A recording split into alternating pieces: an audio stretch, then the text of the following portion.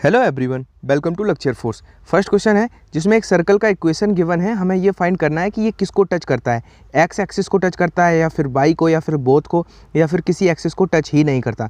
तो देखो, इस क्वेश्चन के लिए आपको तीन चीज़ें याद रखनी है क्योंकि क्वेश्चन तीन तरीके से पूछा जाएगा। अगर कोई इक्वेशन गिवन है किसका, सर्कल का, और अगर उसमें हमारा जी स्क्वायर अगर सी के इक्वल आ जाए तो ये एक्स एक्सिस को टच करता है। अगर हमारा एफ स्क्वायर ये सी के इक्वल आ जाए तो फिर ये हमारा बाई एक्सिस को टच करता है। और अगर ये तीनों चीज़ें आपस में इक्वल आ जाएं, यानी कि जी स्क्वायर बराबर हो एफ स्क्वायर के और वो बराबर हो सी के, तो फिर वो बोथ एक्सिस को टच करता है। इस चीज़ को आप अपने दिमाग में रखना हमेशा। अब इससे जी और एफ कैसे निकालते हैं, इक्वेशन क्या होता है, X square plus Y square plus 2gx, यानी कि 2g की वैल्यू 4 है तो g का मान कितना आएगा, 2।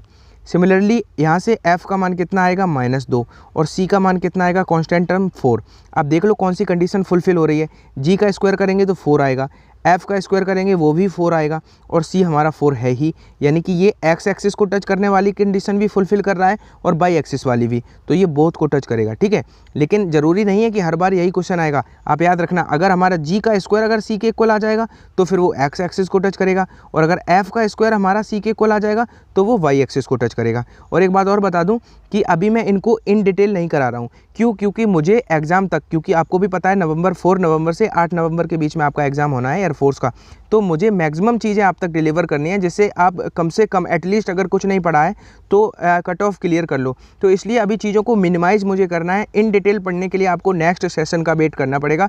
वैसे तो आई विश कि आपका इसी बार सिलेक्शन हो जाता है तो अच्छी बात है, लेकिन अगर नहीं होता है तो फिर नेक्स्ट सेशन में मैं आपको बताऊँगा कि मैथ होता क्या है। देखो, सेकेंड क्वेश्चन है, एक सर्कल की रेडियस है वो समान रूप से 3 सेंटीमीटर पर सेकेंड की रेट से बढ़ रही है, इंक्रीज हो रही है। तो एरिया में जो इंक्रीज का रेट होगा वो क्या होगा अगर रेडियस हमारी 10 हो।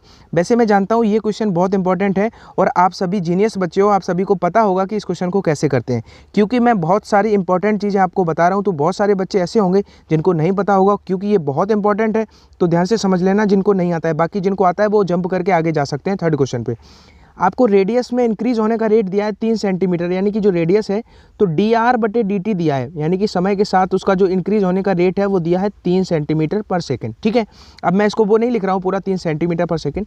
बाकी हमसे एरिया का रेट पूछा है, यानी कि dA/dt पूछा है। ठीक है, यही तो पूछा है, और आपको रेडियस भी गिवन है। तो अब एक बात बताओ, इस तरह का कोई क्वेश्चन आएगा तो जिसका रेट पूछा होगा उसका फॉर्मूला क्या होता है, सर्कल है उसका फॉर्मूला क्या होता है, एरिया का πr², यानी कि एरिया को हम इस तरह से लिख सकते हैं πr²। ठीक है, इस तरह के क्वेश्चन में अब रेट के लिए हम उसका डेरिवेशन कर देंगे, यानी कि dA/dt हम कर देंगे, यही हमें निकालना था। तो उधर उसका करेंगे तो जब वो डिफ्रेंसिएशन करेंगे तो 2πr हो जाएगा, और r का हो जाएगा dr/dt। आई होप इतना तो क्लियर होगा कि 2 पावर है वो आगे आ गई और dr/dt।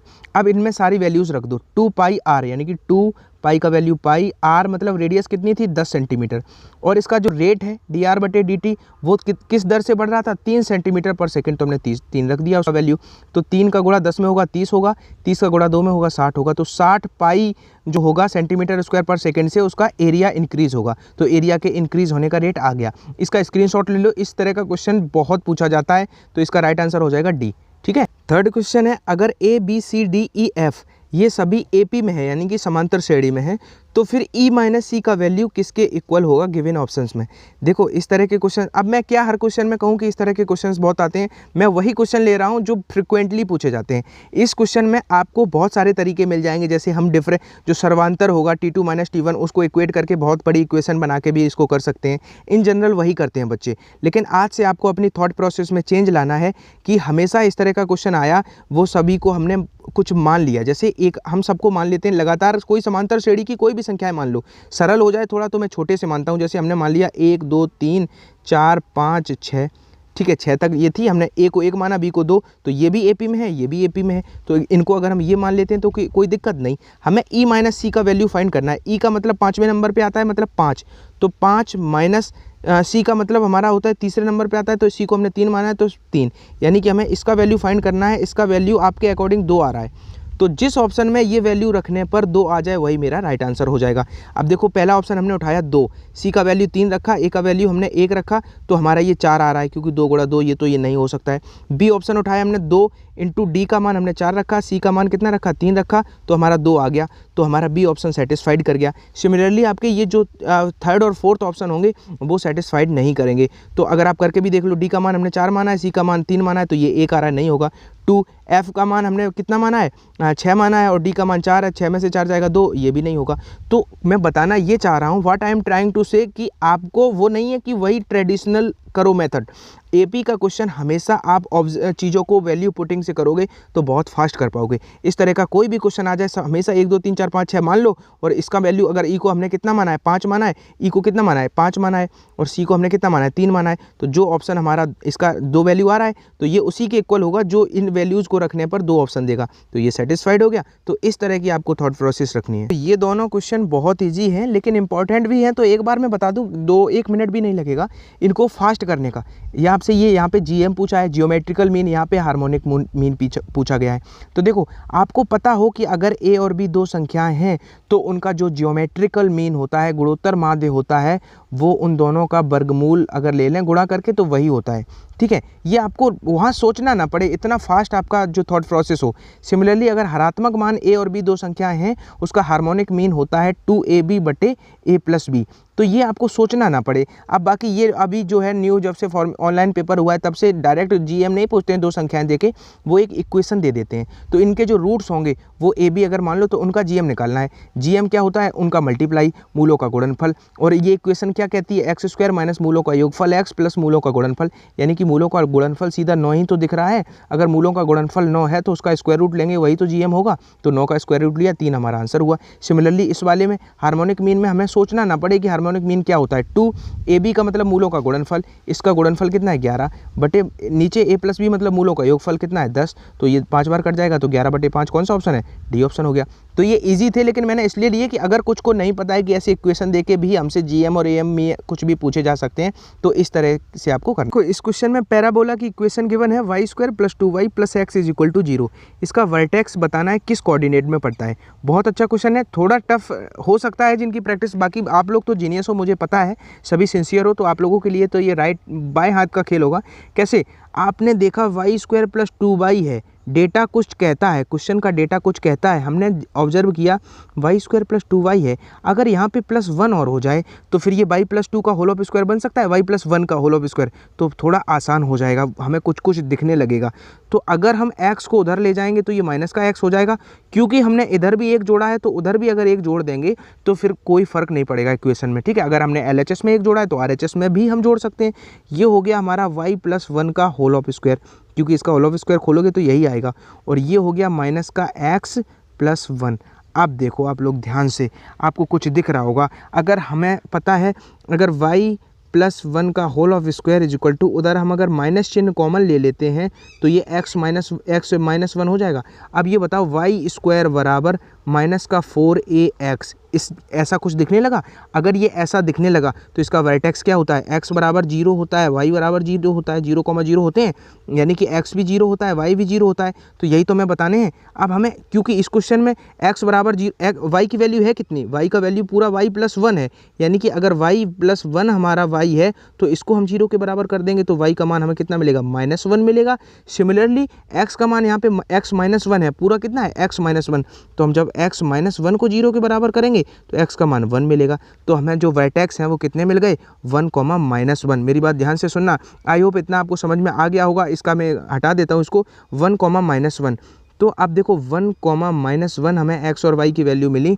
तो अब एक बात बताओ, 1,-1 का मतलब क्या हुआ, ये x एक्सिस पे कितना चला होगा 1, तो x पॉजिटिव पे हम 1 चलते हैं। अब y का नेगेटिव पे नीचे चला होगा तो माइनस, तो इधर आने पे नहीं, यानी कि ये कौन सा कोऑर्डिनेट हो गया, फोर्थ कोऑर्डिनेट हो गया, यानी कि चतुर्थ। अब मेरी बात एक चीज़ ध्यान से सुनना कि ये बात आपको निकालने ना पड़े एग्जाम में, आपको पता हो कि इसमें फर्स्ट कोऑर्डिनेट में दोनों पॉजिटिव, क्योंकि इधर प्लस पे चल के प्लस पे मुड़ जाता है, क्योंकि ये प्लस एक्स एक्सिस होता है, ये माइनस का एक्स एक्सिस होता है, ये प्लस वाई होता है और ये माइनस वाई होता है। तो अगर कहीं दोनों पॉजिटिव हैं तो आपको ये डायग्राम नहीं बनाना है, आपको पता होना चाहिए दोनों पॉजिटिव हैं मतलब फर्स्ट में।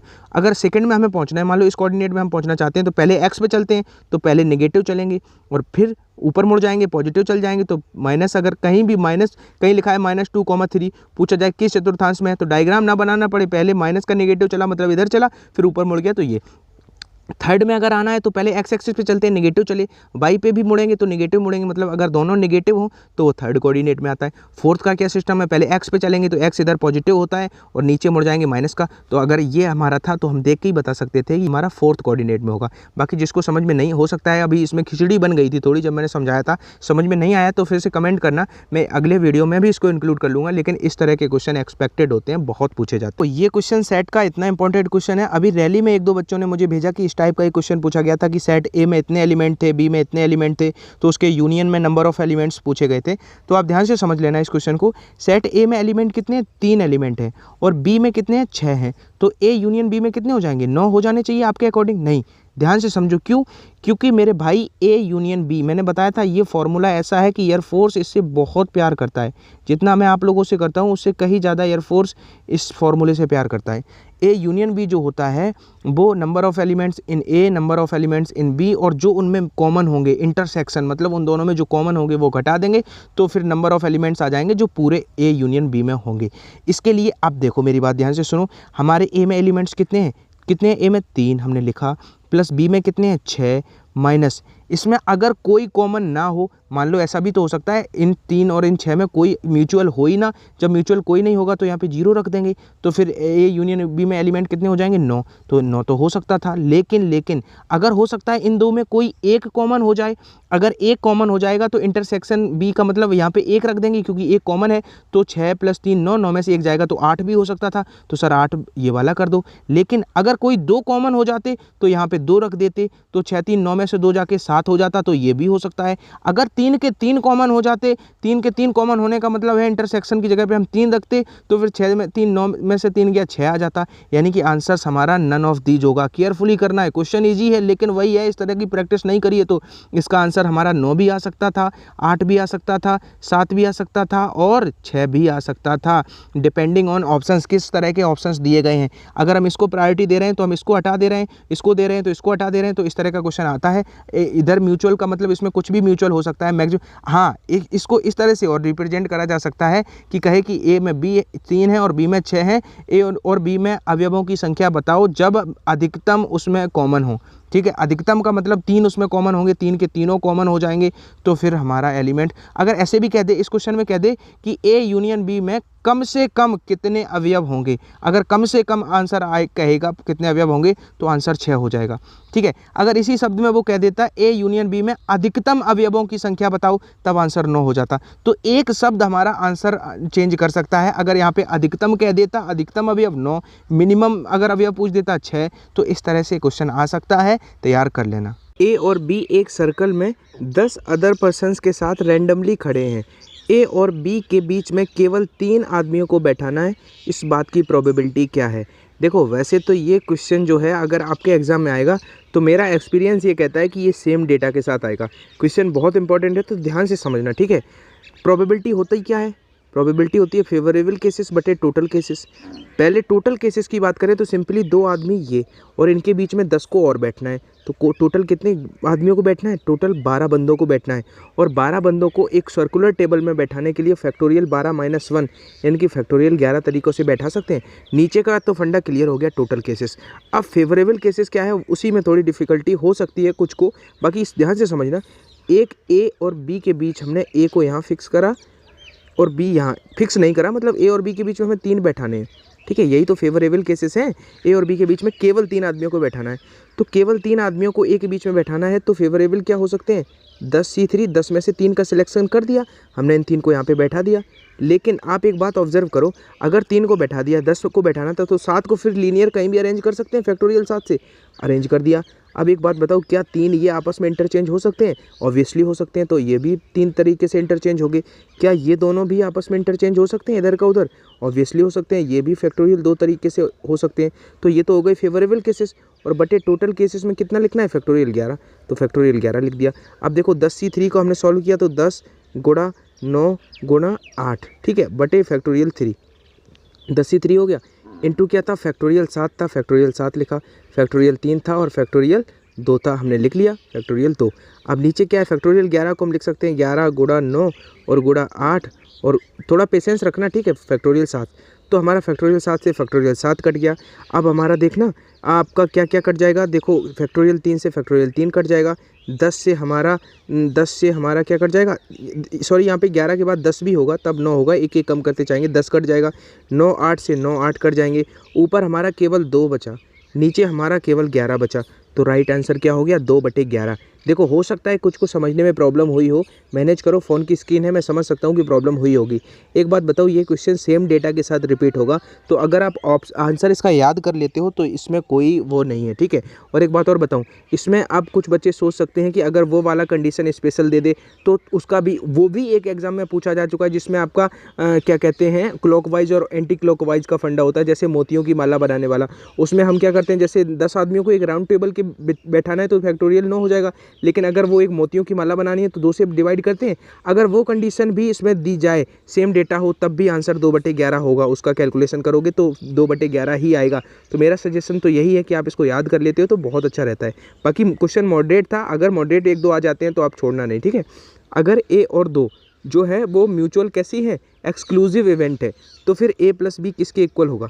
परस्पर अपवर्जी है। आपको पता होना चाहिए म्यूचुअल एक्सक्लूसिव है अगर, तो उनका इंटरसेक्शन 0 होगा, और अगर इंटरसेक्शन 0 होगा तो PA + यूनियन क्या होता है? A + B minus A intersection 0 है, तो फिर वो किसके इक्वल हो जाएंगे? A + B। और अगर यहीं पे जो C ऑप्शन है वो होता है इंडिपेंडेंट है, तब हमारा मल्टीप्लाई करते हैं। अगर जो है 2 घटनाएं हैं वो म्यूचुअली इंडिपेंडेंट है। अगर इनको एग्जांपल से भी समझना चाहें, जैसे एक सिक्का है, उस पर हेड आ रहा है और दूसरे हेड आने की प्रोबेबिलिटी, दूसरे पे टेल आने की प्रोबेबिलिटी, 2 को हमने उछाला है तो दूसरे पे टेल आना इससे बिल्कुल इंडिपेंडेंट है हेड आने से। तो अगर इंडिपेंडेंट होती है तो सीधा मल्टीप्लाई कर देते हैं। प्रायिकता में बहुत सारी चीज़ें हैं, मैं हर वीडियो के थ्रू 2-4 बातें आपको बताऊंगा, जिससे एग्जाम तक अगर मेरे 10 भी वीडियो आते हैं तो 10 से 50 बातें प्रोबेबिलिटी की मैं बता दूंगा, जो मोर देन सफिशिएंट होगी आपके एग्जाम के लिए। और याद रखना, जैसे रेशियो बहुत देता है, 2 और 3 कहेगा, इसका अनुकूल संयोगानुपात है, तो प्रायिकता बताओ। अगर अनुकूल संयोगानुपात कहता है तो 2 ऊपर रखो और नीचे जोड़ दो। अगर इसी में प्रतिकूल संयोगानुपात 2-3 होता तब प्रोबेबिलिटी निकालते, तब 3 ऊपर रखते और जोड़ देते। और ये तो आपको पता ही होगा कि अगर किसी घटना के घटित होने की प्रायिकता 1/3 है और ना घटित होने की पूछा जाए तो 1 में से घटा देते हैं। सिमिलरली कैसे? जैसे उसका वो निकालते हैं कॉम्प्लीमेंट, वैसे ही इसका ये नेक्स्ट क्वेश्चन है कि 1 + 2x + x² की पावर 10 के विस्तार में कितने पद होंगे। अब देखो इस चीज़ को हम क्या लिख सकते हैं, इस चीज़ को 1 + x का होल ऑफ स्क्वायर लिख सकते हैं, क्योंकि 1 + x का होल ऑफ स्क्वायर खोलेंगे तो यही आएगा।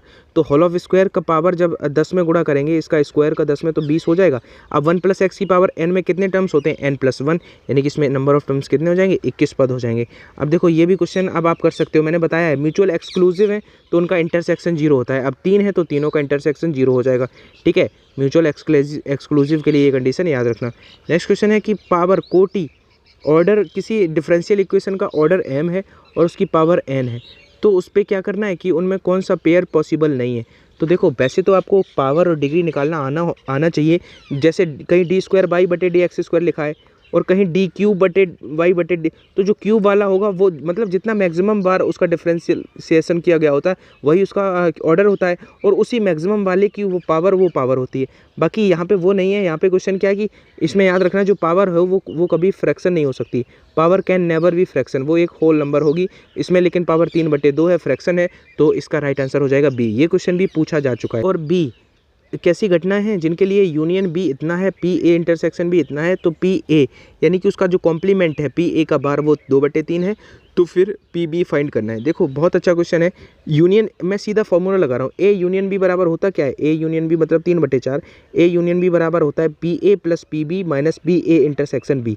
तो पी ए डायरेक्ट नहीं दिया है, पी ए का कॉम्प्लीमेंट दिया है, और कॉम्प्लीमेंट दिया है और पी ए निकालना है तो 1 माइनस कॉम्प्लीमेंट घटा के उसको निकाल सकते हैं। तो 1 माइनस 2/3 से पी ए हमारा 1/3 आएगा। तो ए यूनियन बी बराबर क्या होता है, ए प्लस बी, बी मतलब पी बी हमें फाइंड करना है, माइनस ए इंटरसेक्शन बी। तो इंटरसेक्शन कितना है, 1/4 लिख दिया। अब इसको कर लो कैलकुलेट, ये 1/4 इधर आएगा तो 1 बन जाएगा, क्योंकि 3/4 में 1/4 जोड़ेगा तो 1 बन जाएगा, और 1 में से 1/3 घटेगा तो 2/3 इसका राइट आंसर आ जाएगा। कहने का पर्पज़ ये था कि ऐसे सवाल देखने से आपका एक नज़रिया बदलेगा कि इस तरह के क्वेश्चन को फास्ट कैसे करते हैं। इसका पी ए ध्यान से देखो, पी ए डायरेक्ट नहीं दिया था लेकिन इसका कॉम्प्लीमेंट दिया था। कॉम्प्लीमेंट से वो कैसे निकालते हैं, पी ए का अगर कॉम्प्लीमेंट निकालना हो तो 1 माइनस पी ए निकाल सकते हैं। तो इसी तरह 1 में से घटा के इसको निकाल लिया, बाकी फॉर्मूला रख दिया, कुछ ऐसा स्टफ जैसा नहीं था इसमें। नेक्स्ट क्वेश्चन है कि जहाँ पे क्या कह रहा है, यदि ओमेगा जो है क्यूब रूट ऑफ यूनिटी का इमेजिनरी रूट है, तब फिर ओमेगा के लिए कौन सा जो इक्वेशन है वो सेटिस्फाइड करेगा। क्यूब रूट ऑफ यूनिटी समझ, तो यूनिटी मतलब 1 और उसका क्यूब रूट मतलब उसका क्यूब रूट लिया, यही तो ओमेगा होता है। इसमें बहुत सारी बातें आपको मैं बताऊंगा आज। अगर दोनों साइड का हम क्यूब कर दें, क्यूब करेंगे तो इधर बचेगा 1 और इधर बचेगा ओमेगा क्यूब, ठीक है। अब अगर इसी में हम पक्षांतर करें, 1 को उधर ले जाएं तो ये ओमेगा क्यूब माइनस 1 बराबर 0 हो जाएगा। 1 को हम 1 का क्यूब लिख सकते हैं। अब A cube minus B cube लगाया तो वो क्या होता है, ए माइनस बी। दूसरे इक्वेशन में होता है A square plus B square plus A B, तो ये 0 हो जाएगा।